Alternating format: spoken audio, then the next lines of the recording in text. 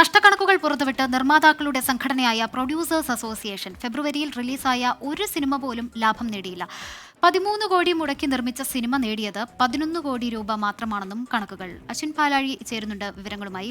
അശ്വിൻ, ഈ സിനിമാ മേഖലയിൽ പല പ്രശ്നങ്ങളുണ്ട്. അത് സിനിമാ മേഖലയുടെ അകത്തും പുറത്തുമൊക്കെ ആയിട്ട് പല ടൈപ്പ് പ്രശ്നങ്ങൾ നമ്മൾ കണ്ടതാണ്. അതൊക്കെ ഒരുവിധം പരിഹരിച്ച് ഇങ്ങനെ മുന്നോട്ട് പോകുമ്പോൾ ഇപ്പോൾ ലാഭം നേടിയില്ല എന്ന് പറഞ്ഞ് പ്രൊഡ്യൂസേഴ്സ് അസോസിയേഷൻ വരുന്നു, അവരുടെ ഒരു ലിസ്റ്റ് പുറത്തുവിടുന്നു. നിർമ്മാതാക്കളുടെ സംഘടന എന്താണ് പറയുന്നത്? അവരുടെ നിലപാട് എന്താണ്? ഈ കണക്കുകളൊക്കെ എങ്ങനെയാണ് അശ്വിൻ?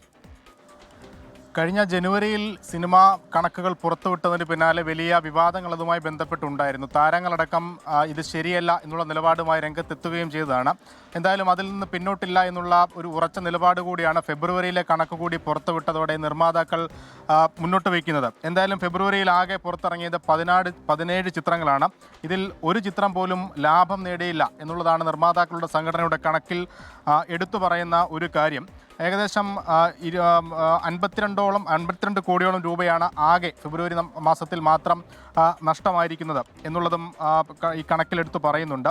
ഏറ്റവും പ്രധാനപ്പെട്ട ചില ചിത്രങ്ങളുടെ കണക്ക് കൂടി ഇതിൽ പറയുന്നുണ്ട്. ഓഫീസർ ഓൺ ഡ്യൂട്ടിയാണ് ഏറ്റവും പ്രധാനമായി കഴിഞ്ഞ മാസം പുറത്തിറങ്ങിയത്, ഫെബ്രുവരിയിൽ പുറത്തിറങ്ങിയത്. അത് 13 കോടി രൂപ മുതൽ മുടക്കിൽ പുറത്തിറങ്ങിയ ചിത്രമാണ്. അത് 11 കോടി രൂപ മാത്രമാണ് നേടിയത്. ഒപ്പം 10 കോടി മുടക്കിയ get set baby, Unni Mukundan നായകനായ ചിത്രമാണ്. അത് 1.5 കോടി രൂപ പോലും നേടാൻ ആ ചിത്രത്തിനായില്ല എന്നുള്ള ഒരു കണക്ക് കൂടിയുണ്ട്. 5 കോടിയിലേറെ മുടക്കിയ മച്ചാൻ്റെ മാലാക, സൗബിനെ നായകനാക്കി പുറത്തിറങ്ങിയ ചിത്രമാണ്. അത് 40 ലക്ഷം രൂപ മാത്രമാണ് തിയേറ്റർ കളക്ഷനിൽ നേടിയത്.